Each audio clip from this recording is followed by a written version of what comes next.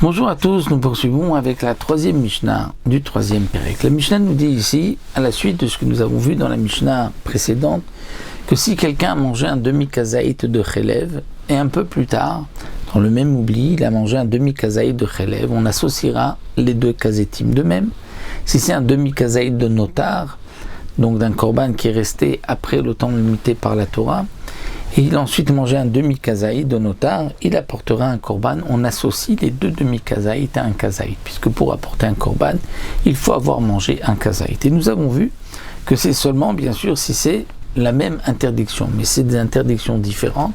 On n'associera pas un demi-kazaït d'un issour avec un demi-kazaït d'un autre issour pour apporter un korban.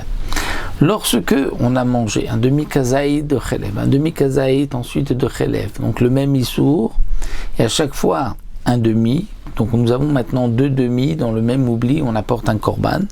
La Mishnah nous dit, mais attention, il faut que ce soit mangé dans un temps limité, c'est-à-dire pas qu'il ait mangé le matin un morceau et l'après-midi un autre morceau. Kama ishe orlan, combien de temps on peut, si on peut dire, attendre, patienter celui qui les mange entre un demi-morceau, que l'on puisse les associer, Keilu achanan klayot. Eh bien, c'est le temps, comme s'il avait mangé cette interdiction, comme si on mangeait des grains de blé grillés. C'est-à-dire qu'on va imaginer comme si ces morceaux-là se sont émiettés en tout petits morceaux, comme des petits morceaux des grains de blé, il les mange un à un, l'un après l'autre. Et donc, si on va imaginer, pour les deux demi-kazetim, si on les avait séparés comme de la taille chacun d'un grain de blé, et qu'il mange un morceau, vraiment, combien de temps il faut pour manger? S'il faut 10 minutes, eh bien, on dira la même chose. Lorsqu'il a mangé un demi-kazaït, ensuite un demi-kazaït, s'il y a moins de 10 minutes entre le début et la fin, ça s'associe. S'il y a plus, ça ne s'associera pas. Divrei Rabbi Meir. Hachamim omrim, les Chachamim disent non. C'est pas comme ça qu'on doit calculer, mais ad sheishe mitrila v'atzov kedachilat pras. Il va le temps de consommer un pras, c'est-à-dire un demi-morceau de pain, qui est le shiur de 2 repas. Et donc si quelqu'un a mangé 2 demi-morceaux de graisse, dans ce qu'on appelle le keder achilat pras, le temps de manger un pras, un demi-kikar qui était le kikar du hérouve, ou comme nous dit le Barthénora, il y avait 3 kikars pour un cave, ça veut dire qu'en fait chaque kikar c'est 8 betzim, équivalent de 8 volumes de 8 œufs. Donc un demi-kikar c'est 4 œufs, et d'après le Rambam c'est 3 œufs. Donc si quelqu'un a mangé le demi-kazaït et ensuite le demi-kazaït, il dit le Barthénora, même si il a mis du temps à mâcher les 2 demi-kazaït et il est resté dans le keder achilat pras, c'est-à-dire pas plus que le temps de manger ce demi-pain,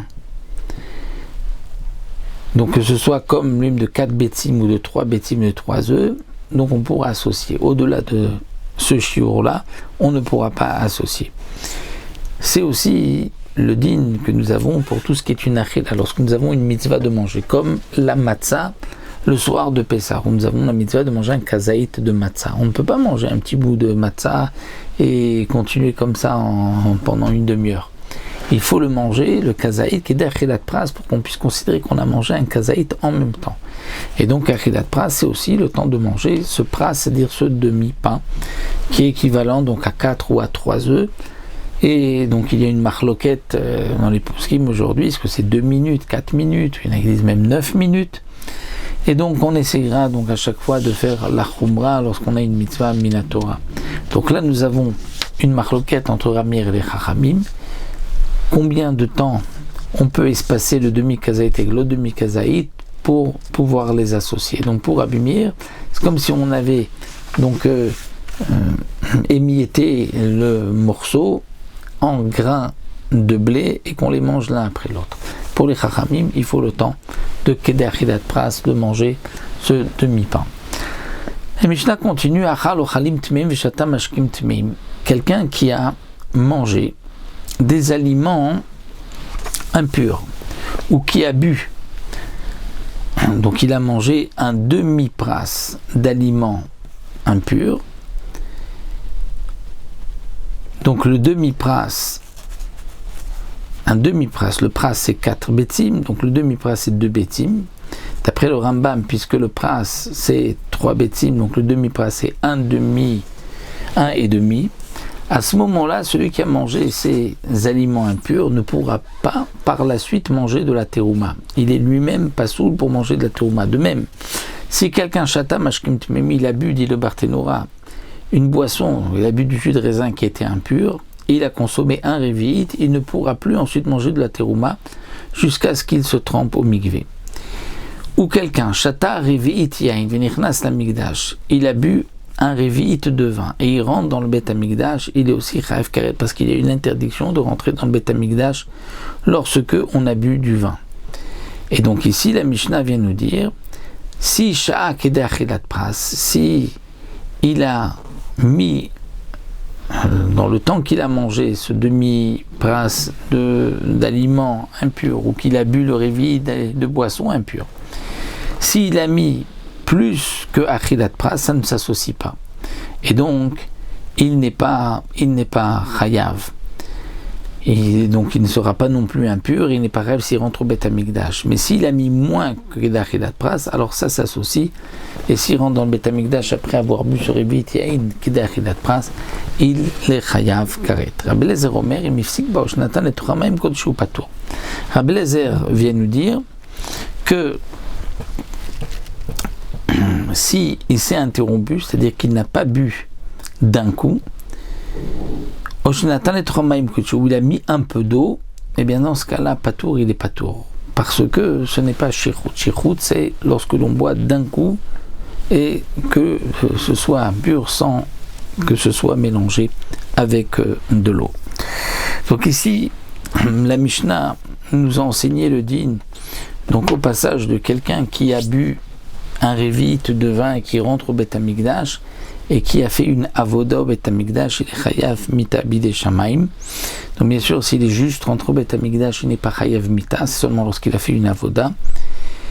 Mais d'après le Rambam, il y a quand même un issour de rentrer, même si le chiyuv mita n'est que pour celui qui a fait un service, un travail au Beth Amikdash. En tout cas, dans la fin de cette Mishnah, nous avons aussi appris que par rapport à l'impureté, lorsque quelqu'un mange des aliments impurs, donc la quantité de 1 demi-pras, ou qu'il a bu des boissons impures, un révi'it, il devient lui impur pour ensuite, s'il est Kohen, il ne pourra pas manger de la terouma, mais à condition qu'il ait mangé ou qu'il ait bu dans le kedei achilat pras. Et de même pour celui qui rentre au Beth Amikdash après avoir bu du vin et qui vient servir au Beth Amikdash, son chiyuv mita, c'est seulement s'il a bu kedei achilat pras dans ce temps précis, puisque c'est le temps qu'on peut associer ce qu'il a consommé comme étant une seule consommation.